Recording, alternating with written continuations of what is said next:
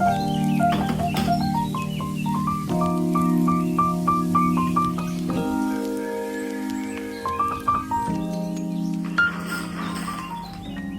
और नए दिन के साथ अल्लाह ताला का शुक्र अदा करते हैं। अस्सलामु अलैकुम। अच्छा जी, वही व्लॉग सुबह से शुरू हो रहा है जब मैं उठती हूँ इसके बाद से। और वही आजकल नाश्ता करने का बिल्कुल भी मूड नहीं हो रहा था, तो बस सोचा बनाना शेक बना लेती हूँ। बिल्कुल खाली पेट ही क्या काम शुरू कर दूँ।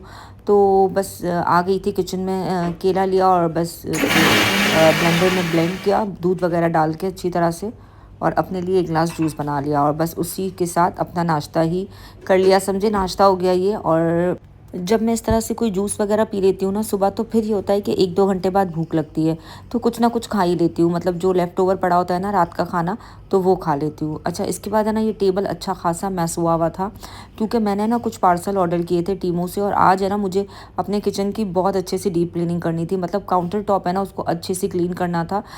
रमज़ान से पहले ही मैंने जो एक डीप क्लीनिंग की थी वो की थी।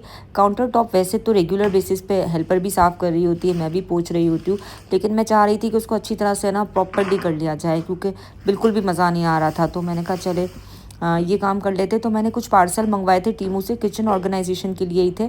एक तो मेरा ये चॉपर है ना, हैंड चॉपर, ये ख़राब हो गया था, मतलब इसकी रस्सी टूट गई थी, तो मैंने ये नीचे डे टू डे से ही ले लिया था। तो ये है ना बहुत ही अच्छी क्वालिटी का था, मुझे बड़ा अच्छा लगा, तो मैंने अपने लिए ये ले लिया। इससे पहले मेरे पास दूसरा था, वो आप लोगों ने वीडियोस में देखा होगा, वो एक नॉर्मल क्वालिटी थी। और ये कुछ बास्केट्स ले ली थी। मेरे ड्रॉर्स में ना छोटे वाले स्मॉल बॉक्सेस वगैरह थे, बास्केट्स थी, तो उससे ये था कि है ना सामान सारा निकल निकल के बाहर आ रहा था। और ये मैंने ना टीमू से मंगवाया था। ये जो था ये एक तो वो था जिसमें हम लोग सारे जो अपने लिड वगैरह होते हैं ना वो रखते हैं, और ये जो है ना हम ड्रॉर्स में रख लेते हैं अपने, और जो शेल्फ वगैरह होते हैं ना उसकी स्पेस के लिए, मतलब इसके नीचे भी सामान रख दिया जाए और उसके ऊपर भी। ये तो मैंने मंगवाया था अपने वार्डरोब के लिए, बट वार्डरोब के लिए यूज़ ही नहीं हो पाया, वो मैं आपको बताती हूँ आगे क्यों। और ये मैंने मंगवाया था, ये बड़ी ज़बरदस्त चीज़ आई थी। मतलब इसके अंदर है ना क्या हुआ था कि जो मेरे विंडो के ऊपर सारे लिड वगैरह बिखरे पड़े होते थे ना पतीलों के, उसके लिए मंगवाया था। इवन इसके अंदर हम अपने फ्राई पैन्स, तवा और पतीले भी रख सकते हैं, क्योंकि जो जो लगाना है ना इस पे रॉड्स को, ये हम अपने अकॉर्डिंग टू स्पेस जितना हमें चाहिए ना उतना लगा सकते हैं। तो हम पतीलों के हिसाब से भी लगा सकते हैं, बट ये कि अगर इतने बड़े बड़े पतीले वगैरह रखेंगे ना तो फिर हमें ये थोड़ा और बड़ा वाला चाहिए। तो ये देखिए ये इस तरह से बन गया था। अच्छा, इसका ना मैनुअल था, तो मैंने बस उसी को देख के उसके साथ उसकी मदद से बनाती गई थी, तो बहुत अच्छे से ये मुझसे बन गया था। और नीचे ना इसके वो नॉब्स थे, मतलब रबर टाइप का था, जिससे ये था कि ये अच्छी तरह से मतलब रह जाता है, बैठ जाता है फ्लोर के ऊपर। अच्छा, अभी मैं ये वाला पार्सल का अनबॉक्सिंग ही कर रही थी, तो मेरा एक और पार्सल रिसीव हो गया। ये मैंने मंगवाया था, ये भी टीमू से ही मंगवाया था। सॉरी, ये जो मैं ओपन कर रही हूँ ना ये टीमू का नहीं था, ये तो अमेज़ॉन का था, और अभी जो रिसीव हुआ था ना वो टीमू का पार्सल था। इंशाल्लाह आगे के व्लॉग्स में वो भी आप लोग देखोगे। और बस ये सारा पार्सल अनबॉक्स करके मैं किचन में आ गई थी, सब चीज़ें ऐसे ही छोड़ के, क्योंकि इससे मुझे कहीं ना कहीं किचन में ऑर्गेनाइज ही करना था। तो बस सबसे पहले मैंने एंटी ग्रीस जो स्प्रे है ना वो लगा दिया था अपने उसके स्टोव के ऊपर, मतलब जो ऊपर का स्टोव वाला पार्ट है ना वहाँ पर लगा दिया था। और इसके बाद है ना ये वाले जो काउंटर टॉप है ना ये इतना यूज़ नहीं होता है। यहाँ पर बस समझे आप, मैं सामान रखती हूँ उठाती हूँ, मतलब यहाँ पर ना कुछ बेलना होता है, ना कुछ कुकिंग करनी होती है, ना कटिंग चॉपिंग होती है, तो ये ऑलमोस्ट क्लीन ही रहता है, मतलब अच्छा ही रहता है। और लास्ट टाइम याद है आप लोगों ने जब मैंने अपना किचन को डीप क्लीन किया था ना, तो मैं वॉल्स तो भूल ही गई थी, सामने वाली टाइल्स पे सारे धब्बे रह गए थे, और जो मैंने काफ़ी दिनों बाद मेरी नज़र गई थी तो मुझे ख्याल आया था, तो इस बार मैंने याद रखा था कि मैं उससे भी ज़रूर क्लीन करूँगी। अब दूसरा वाला जो टॉप है ना काउंटर टॉप, वहाँ से सारा सामान उठा के मैं यहाँ रख रही थी, ताकि अच्छी तरह से ना उसको क्लीन करूँ, क्योंकि वो मेरा बहुत यूज़ वाला है। मतलब यहाँ पर तो बहुत ज़्यादा ही यूज़ होती है चीज़ें, कटिंग भी हो रही होती है, चॉपिंग भी हो रही होती है, इवन वॉश करके भी मैं सारा सामान साइड पर यहीं पर रख रही होती हूँ। तो इसकी डीप क्लीनिंग की बहुत ज़्यादा ज़रूरत थी, मुझे ज़रा मज़ा नहीं आ रहा था, जबकि रेगुलर बेसिस पे हेल्पर काम करती थी, ऐसा नहीं है, क्लीन करती थी, लेकिन बस वही चीज़ें हटा हटा के तो कोई नहीं करता है ना, थोड़ा बहुत बस साइड पे कर लिया जाता है। तो मैंने सोचा आज मैं खुद ही अपनी तसल्ली के लिए खुद ही कर लेती हूँ। जब तक वैसे भी यही है कि जब तक हम अपनी तसल्ली खुद से ना करें ना, या खड़े रहकर खुद से ना करवाएं ना, तब तक हमें तसल्ली होती ही नहीं है। मैं तो अब ऐसी हो गई हूँ।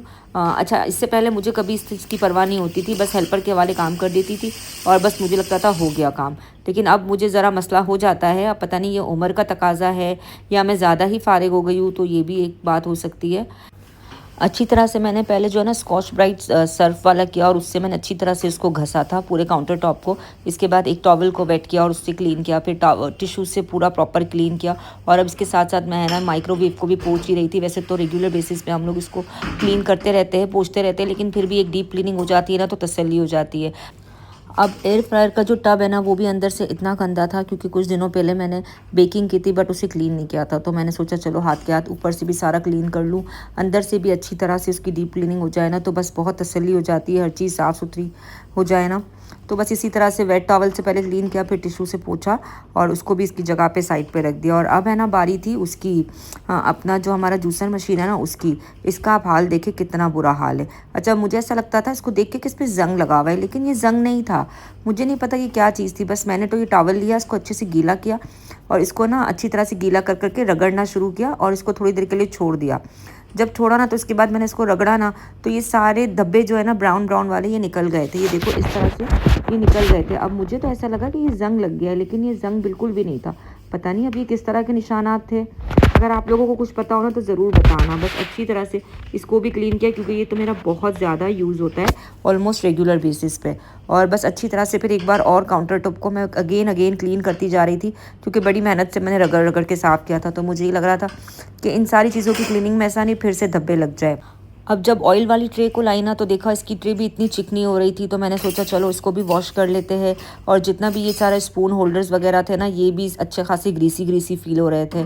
जबकि आप लोगों के सामने तकरीबन रमज़ान से पहले ही ये सब चीज़ें मैंने ऑर्गेनाइज़ की थी, लेकिन अच्छे खासी ग्रीसी हो गए थे। तो मैंने बस इससे भी अच्छी तरह से वॉश किया, ताकि जितना भी ऑयल वगैरह है ना सब क्लीन हो जाए प्रॉपरली।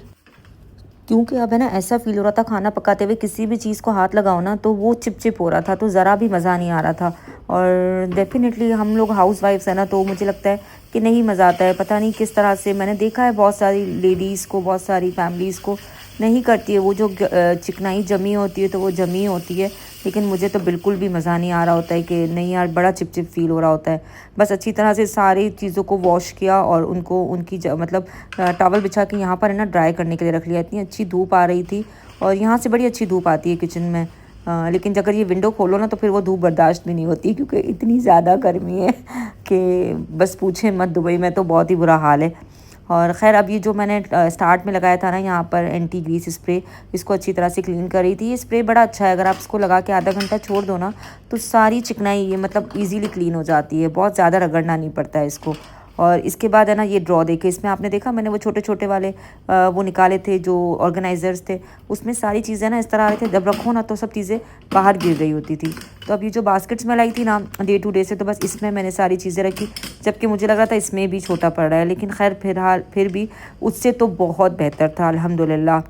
और साथ साथ बस ये सब चीज़ें भी ड्राई हो गई थी जब तक मैं ऊपर का एग्जॉस्ट को क्लीन कर रही थी, नीचे ड्रॉ को सेट कर रही थी ना, तो ये सब चीज़ें भी धूप में अच्छे से ड्राई हो गई थी। तो बस मैंने कहा चलो इसको भी सेट कर लेते। तो मैंने ये स्पून होल्डर्स जो बड़े वाले चम्मच थे इसको अलग रखा, जो छोटे स्पून्स थे उनको अलग रखा, इस तरह से सारी चीज़ों को सेट कर लिया। तो ये वाला कॉर्नर भी है ना अच्छी तरह से क्लीन होकर सेट हो गया था अल्हम्दुलिल्लाह। अच्छा, बहुत छोटा सा किचन है मेरा, कोई बहुत बड़ा किचन नहीं है। तो मैं यहाँ पर कुछ प्लांट्स वगैरह मैं देखती हूँ, इतने व्लॉग्स में इतने अच्छे लग रहे होते हैं किचन में ग्रीनरी वगैरह, लेकिन मैं रख ही नहीं पाती हूँ क्योंकि स्पेस ही नहीं है मेरे पास। और लेकिन बहरहाल फिर उसकी वही बात है कि उसको मैनेज करना बहुत मुश्किल है। मतलब फिर वो भी डेफिनेटली जब चीज़ें इतनी ग्रीसी हो जाती है तो वो प्लास्टिक के प्लांट्स होते हैं आर्टिफिशियल, या फिर अगर आप ओरिजिनल भी रखते हो तो फिर उसको एयर पास करने के लिए भी ज़रा मसला होगा ना। तो मैं इसलिए फिर कुछ चीज़ें रखने का सोचती ही नहीं हूँ। अब अल्हम्दुलिल्लाह देखिए मेरा किचन है ना पूरा प्रॉपरली क्लीन हो गया था। अब बारी थी इस ऑर्गेनाइज़र को सेट करने की। तो विंडो पे आप लोगों ने देखा था ना इस तरह से सारे मेरे ढक्कन बिखरे हुए पड़े होते थे, तो बस ये मैंने यहाँ के लिए मंगाया था। और ये देखिए कितनी आसानी से और इतनी अच्छी तरह से ये सारे ढक्कन यहाँ पर रह गए थे, वरना अक्सर ये होता था अभी गिरे अभी टूटे, अभी गिरे अभी टूटे। और बस यहाँ पर फिर जगह बची तो मैंने अपने फ्राई पैन्स भी रख लिए थे। और फिर जो है ना चूल्हा थोड़ा सा ऐसा था कि ऊपर से सब क्लीन वगैरह किया था ना, तो मुझे लगा था थोड़ा सा चिकना ना हो जाए, मतलब गंदगी ना हो ना, तो मैंने बस उसको भी क्लीन कर लिया। और अब आप लोग देखो अल्हम्दुलिल्लाह हर चीज़ सेट होके इतनी अच्छी लग रही थी। मुझे तो खैर बहुत अच्छा लगता है। डेफ़िनेटली ये कोई मॉड्यूलर किचन नहीं है, लेकिन इस किचन को मैंने ख़ुद आबाद किया है, तो मेरे लिए ये बहुत वैल्यू करता है।